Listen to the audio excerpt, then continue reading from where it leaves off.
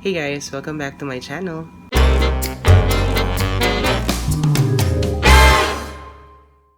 So for today's video, I just really wanted to talk about something that has been currently happening in my life, and also to give you guys a life update. So it's Pride Month. It's the month of June, and I couldn't be any happier. I mean, it only comes once a year, and I am proud to be Pride. Sorry, wala akong flag. So for today's video, I just really wanted to give you guys a life update, and marami rin kasi nagtatanong like why did I started to go to the gym, and I think that's one of the things that I would really want to talk about today, because it's just really more than that. So if you guys have been following my social media accounts, if you've been following me on Twitter or on Instagram, you'd notice that starting March, I decided to go to the gym, and I decided to, start to get healthy and try to get in shape. So a lot of people have been asking me na parang, why did you decide to go to the gym? Bakit nag-decide ka na magpapayat? Do you have any health issues now? Or are you doing it because gusto mo magpaporta? But I think I would have to answer that question now, because I really was not, I really didn't give any people any straight answers before, so I think this is the right time to do it. So to answer the question, number one, the reason why I decided to go to the gym is because, number one, I don't have any health issues. Believe it or not, I'm healthy, like super duper healthy. I'm miski ako surprised. I did an annual physical exam just early this year, and I don't have anything. Nothing is wrong with me, so I'm really happy about that. Number two, second reason why I decided to go to the gym is I just really wanted to do it for myself, and I wanted to push myself beyond my limits. And with reason number two, that is the talking point that we have for this video. I would be very honest with everyone na for the past few years, pumasok na sa isip ko na mag-gym, and to enroll myself into the gym, and try to get in shape, and try to lose some weight. But I never did it. Hindi ko talaga siya ginawa. Main reason behind it is because nahihiya ako, and at the same time natatakot ako na baka I will get judged in the gym. You might ask me like, bakit ka natatakot, or what's holding you back before? I think it's mainly because of I don't want people to judge me. Ang iniisip ko kasi dati is if I go to the gym, people would see me as, why is there a gay guy in the gym? Ang lame ng reason, no? Ang lame. I know it's a lame reason, and it's something na parang you would, like right now, you might react na parang, what? But back then, it was a big thing for me, kasi parang iniisip ko na if I go to the gym, straight guys or guys at the gym would make fun of me kasi, oh look, may bakla na nag-gym, may bakla dun sa treadmill, ayun mo yun. So that was one of my fears, and that was one of the things that was really holding me back kung bakit hindi ako nag-enroll sa gym before. There was a lot of self-doubt at that time. There was a lot of doubts na parang, una, I don't think that people would see it positively, and also I didn't really see myself in that position or in that situation, and I don't really see myself getting healthy or being in the gym, running on the treadmill, or even doing CrossFit stuff. And also natatakot ako dati kasi parang feeling ko hindi kakayanin ng katawan ko, hindi ko kakayanin.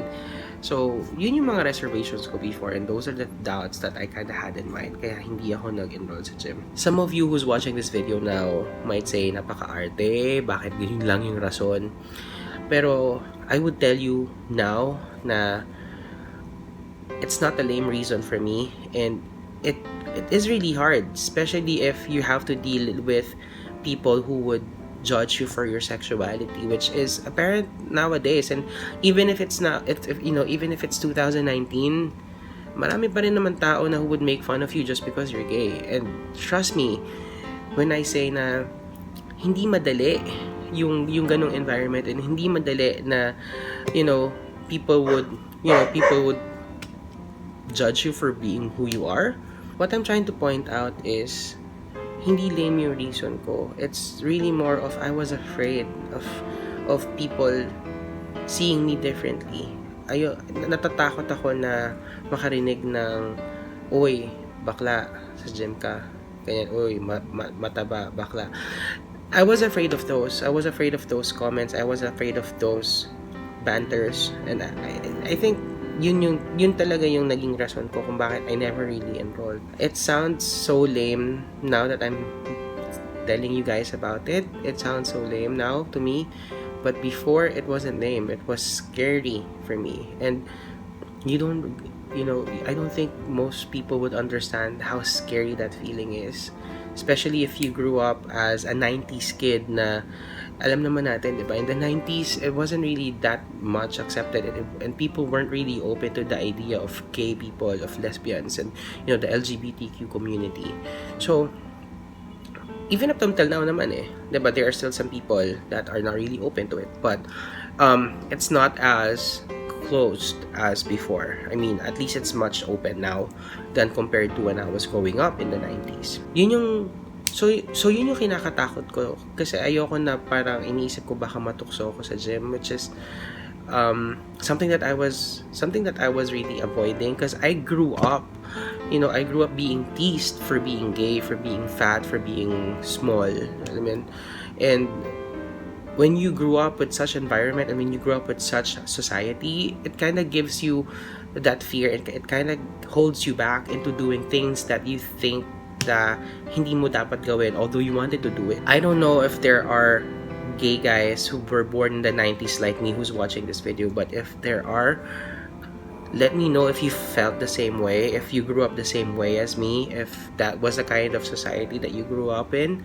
Kasi if you grew up in that kind of society, if you grew up as a gay kid in that time, in the 90s, it was really hard. It wasn't really easy. Alam mo yung papasok ka sa school, tapos lagi kang aasarin ng mga classmates mo na bakla, bading.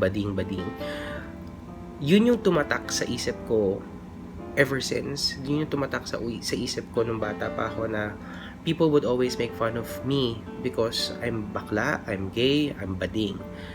And as a kid, and at an early stage, or at an early age rather, if you grew up in that kind of society with those kind of people, and mind you, these people calling me those names are just of my same age, as in kaedad ko lang sila, classmates ko.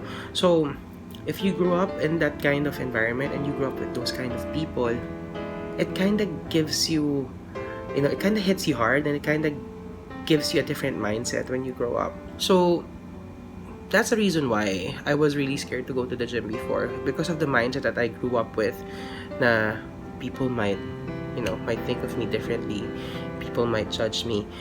And honestly, up to until now, I still have that kind of mindset. I will be very honest with everyone who's watching this video. Takot ako na lumalabas mag-isa. Hindi ko kaya na yung mga alone time, like me time, I can't do that outside. Mainly because, I feel like whenever I walk outside, pag naglalakad ako sa mall, ako lang mag-isa, parang feeling ko people are staring at me. And at the back of their minds, they're saying, uy, bakla. Yun na yung nakalakihan ko, and yun na yung naging mindset ko Although alam ko na now, people are not like that anymore. People are more open to gays, to lesbians, and to the LGBTQ community. But hindi mo yun maaalis sa utak ko na parang napaparanoid pa rin ako at some point. And it's hard. It's hard growing up with that kind of mindset. And alam ko, madaling sabihin for people na, kung nalaitindihin yun, wag mo nang isipin. It's not that easy, you guys. It's not that easy. Hindi ganun kadali. It's not just a mere fact na parang, okay, kalimutan mo na yun. Hindi yun. Wag ka masyadong maarte. Hindi sa nag-iinarte ka. Hindi dahil sa, alam mo yun, nagdadrama ka. But that's the kind, if you grew up with that kind of mindset, and if you grew up with people telling you na bakla ka, bading ka, and you can't do anything well, and wala kang mararating sa buhay just because of your sexuality. Guys, mahirap. Sobrang mahirap. Hindi madali. Hindi madaling alisin yung ganong mindset. And I don't get it why people think na madali lang yung tanggalin sa utak ng isang tao. Na in just a matter of, telling someone na, uy, wala isipin yun. Hindi ganun kadali yun, guys. It's not that easy. I'm telling you as early as now, it's not that easy. So, yun yung naging reason ko kung bakit I really had a lot of reservations and I really had a lot of things in my mind that I was thinking. The reason why kung bakit hindi ako nag-enroll agad sa gym. And I hope that you guys don't find it as a lame reason. But now that I started I took the courage to enroll myself. And yeah, on the first day, when I was signing the form, when I enrolled sa gym, I was still kind of hesitant. Hindi pa rin ako sure at that time na parang gusto ko ba? Pero I really wanted to push myself and I really wanted to be a better version of myself. I really wanted to lose weight. I really wanted to sabihin natin, look good at the same time, Huwag na tayo magpaka-hypocrite, diba? I also wanted to look good because I was also feeling conscious about my body weight and how I look. So sabi ko, sige, let's do it. Let me sign up for a membership and let's see how it's gonna go. So I enrolled and then I started going to the gym. First few days, I was parang, I was doing temp checks every day with the people around. I was just really observing if people would stare at me, if people would have that look na parang may iniisip sila about me. Alam niyo yun, like when you see someone and when you look at them and they're looking back at you and then it seems like parang they're thinking something about you, like yung ganyang itsura, diba? So parang I was really doing temp checks with everyone in the gym and checking and if looking if people are observing me or looking at me in a different way. But after a while, I realized there wasn't anything to be scared of. And just like what I said, it's 2019. Although there are still people who are not open about, the LGBT community. But it's more open now compared to before when I was growing up. So I kind of thought and I told myself na it's not as bad as I think it would be now. I mean, times have changed, obviously, and people have changed and have opened their minds to the idea of, gay guys, lesbians, and all. So, it wasn't really as bad as I thought it would be. So, I'm on my 4th month on, doing workouts at the gym, and I would have to say I'm just really, really happy that I did take the risk. Well, it is a risk for me. So don't judge me on that. It was a risk for me to take because I really had a lot of things in my mind before I joined and enrolled myself into the gym. But I would have to say that I am thankful that I did take the risk, and I am thankful that I did push myself to be where I to go, push myself to enroll and to to hit the gym. If I had not pushed myself and risked it, I don't think I would be where I am today in a sense of my weight and how I look now. I mean, look at me now, may leg na ako compared to before. So I think I think that's one of the things that I'm really happy about now. It's because I know that I did take a risk, and I know that if I had doubted myself in the from the beginning, and sinabi ko, I continue to have that mindset na okay, wag na, baka asarin ka lang sa gym and all that. If I had pushed through that mindset, then I wouldn't be where I am today, and I wouldn't be looking like this. Also, I think another factor that kind of helped me clear that mindset and helped me to be more comfortable in the gym is the people around and the people who are in the gym that I am in. I mean, it's a huge factor kasi yun nga yung naging mindset ko eh. Diba? I think that people would judge me and would tease me, but I was wrong basically, and the people that the people around me and the people who are in the gym that I'm in right now, that I'm going to, they're really nice.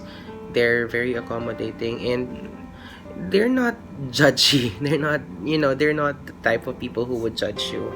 And I think that at the same time, I'm really happy that they were that open, and they are that accommodating. So yun lang naman yung naging reservations ko, and that's the only thing that I really wanted to talk about in this video. Lesson learned: don't doubt yourself, and open your mind to the possibilities of what this time can offer you. I mean, this is no longer the 90s. Although, yun nga, sabi ko nga, may mga tao pa rin who's not open, but it's a lot different from how people are in the time that I was growing up. So that's the lesson that I learned when I started this journey. Also, always remember na when you start doubting yourself, and when you start doubting, the people and the society that you're in, try to take the risk. It's a lot easier and it's a lot rewarding if you would take the risk. And right now, I think that I'm more comfortable and I'm more confident to be in public, at least to be alone in public, compared to before. Hindi na ako masyadong nag-iisip na people will judge me. And unti-unti, my mindset is changing na if people would look at me and stare at me, then whatever. I am me, I am gay, and I am proud, and I am pride. So I should not be ashamed of that, and I shouldn't listen to whatever people would tell me. If people would want to shout in the streets and call me bakla, bading, then fine, whatever, like, that's your shit, Times have changed and people have changed, and people have been very more open to that idea. So I'm really thankful, and I'm really happy that I did take the risk, and slowly my mindset is changing about those kind of things. And siguro nga it's about time na you think it's about time na you just be comfortable with yourself, and whatever people say, don't just mind them. At this point, I would just have to say that I'm just really happy, and I'm just really, really comfortable with who I am, and I'm just really comfortable in going outside, and without thinking that people would judge me, without thinking that people would shout names at me. And I think with that, I am just really happy, and I'm really confident with it, and that's it. I'm just really, really happy.